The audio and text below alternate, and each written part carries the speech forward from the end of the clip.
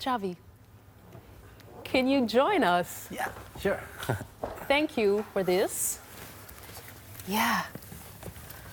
It was wonderful to listen to. I was like, we were sitting here enjoying, and it reminded me of Robert Glasper a bit.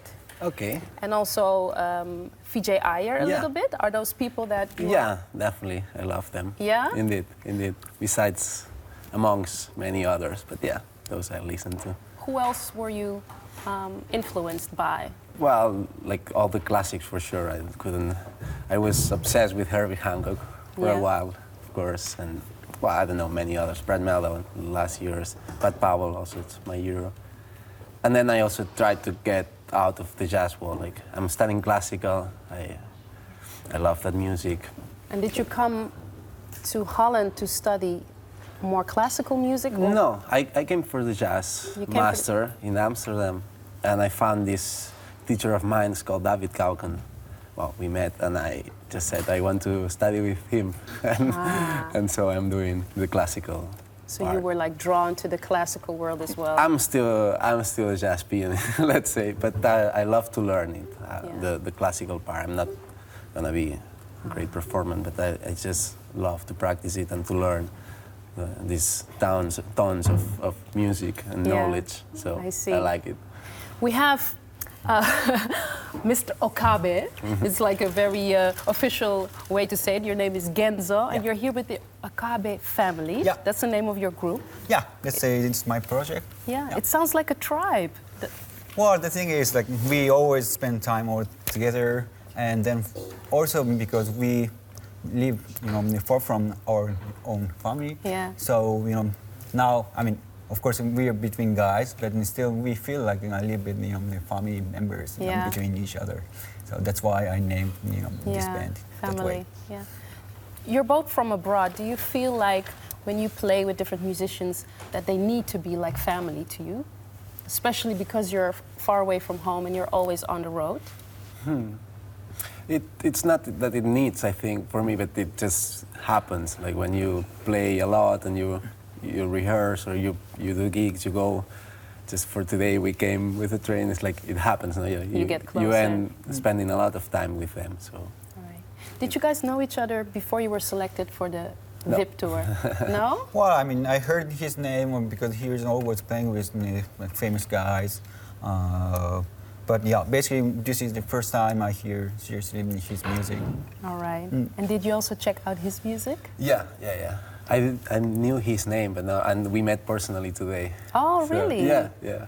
Wow. So you're both promising young musicians, and you both, like, you started with classical music? Well, let's say that I was in Italy before coming here, and at that time I couldn't, there was no school where I could study jazz officially, so that's why I took classical saxophone, because, for saxophone it's kind of not so distant between jazz and classical music, because in classical saxophone they don't have like Bach or like Mozart, so they do more contemporary composers pieces. So technically it was not so far.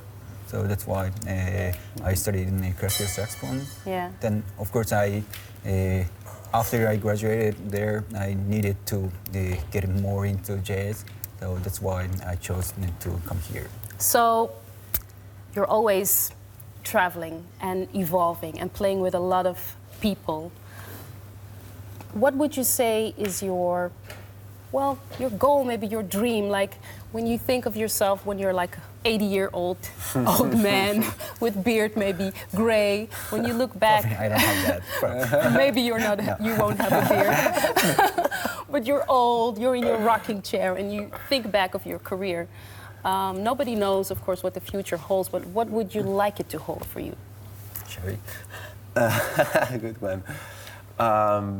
I don't know, 80 is a lot of years. Yes. A lot of years. But a lot of jazz musicians have that long-lasting career. Yeah, that's true. What would be important for you? I mean, the only thing that you can rely on, I would say, like, try to make honest music and with people you enjoy spending time with, and then see what happens after that. Like that's what I try to do, you know, And keep trying to make growing honest also. music, yeah. Thinking of the music, and then what else that brings you to, it's welcome. Because I think there are artists, some people really know which venues they want to Yeah. go to or which countries. Other people would just want a really long-lasting career with a lot of albums. What is important for you? Well, of course, as just a music performer, the most important thing is to play in front of music, to share music together with the audience, with all the staff, with my members. So, yeah, I don't, let's say, care if it's a big venue or small venue, but as long as we have this, you know, the time where we can share music together with all the people inside the place. I understand. So, yeah, I don't know. If someone sees you play, for example, with your family, what would they say is really characteristic about what you do on stage? What do you bring to the table? What is different from other saxophone players? It's a hard question. Well, actually, not so much. I mean, I just try to be myself, and I just want to try to bring positive energy to all the people, and in my way. So, of course, because I compose by myself, so they probably never heard before in the songs, but still they try to just let them enjoy, and then we also at the same time we can enjoy. So, yeah. Sharing is the best word, I think. Yeah. Yeah. And for you, what would you say, like, if you play, what would you want people to say, like, that's really Xavi? The joy? The joy? Yeah. Yeah? Yeah. Once again, like, we play with this band specifically for a long time, and yeah, there's this connection that I think it can go through the audience and see that we actually have fun. Like, that's what I want to do on my holidays too, just meet and play. So. And they say when the musicians have fun, it sort of hopefully, exactly. transcends to the that audience. That would be great. Yes. Okay. Another last thing. What do you miss about your country? Food. The food? Yeah. Yeah?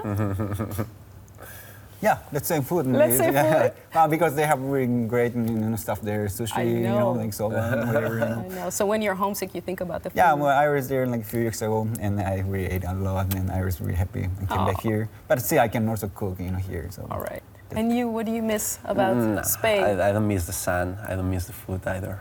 That's really? Fine. You're good where you are now. The both of you. You're going to do the tour. You're going to do a lot more traveling, and we're going to hear probably a lot about you guys.